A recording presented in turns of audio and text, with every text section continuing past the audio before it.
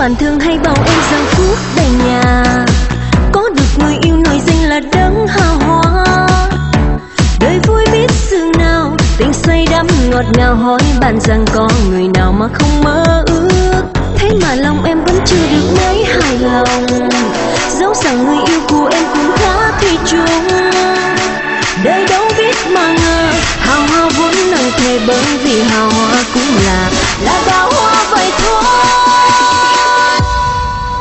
Hào hoa là gì nếu không đào hoa là gì? Hào hoa là gì nếu không đào hoa là gì? Là một chàng đẹp trai phong lưu và duyên dáng, ánh mắt đã tình yêu cô si mê. Có chồng hào hoa chúng ta thường phải đề phòng, bởi người hào hoa ít khi được tiếng thì chung. Người mang tính đeo bồng, tình bay bướm lùi phiền khổ, nhiều người khổ cuộc đời vì người yêu hào hoa.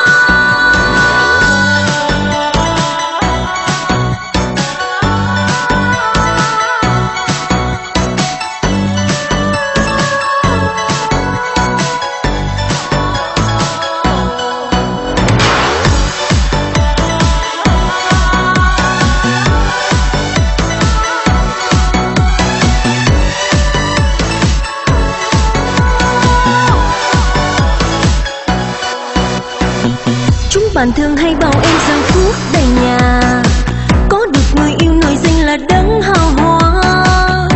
Đời vui biết dường nào, tình say đắm ngọt ngào, hỏi bạn rằng có người nào mà không mơ ước. Thế mà lòng em vẫn chưa được mấy hài lòng, dẫu rằng người yêu của em cũng khá thủy chung. Đời đâu biết mà ngờ, hào hoa vốn nặng thề, bởi vì hào hoa cũng là đào hoa vậy thôi. Hào hoa là gì nếu không đào hoa là gì? Hào hoa là gì nếu không đào hoa là gì? Là một chàng đẹp trai phong lưu và duyên dáng, ánh mắt đã tình yêu cô si mê. Có chồng hào hoa chúng ta thường phải đề phòng, bởi người hào hoa ít khi được tính thủy chung.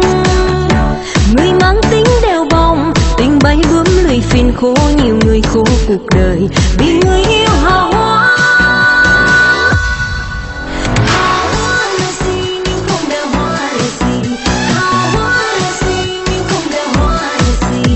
Là một chàng đẹp trai phong lưu và duyên dáng, ánh mắt đã tình yêu cô si mê.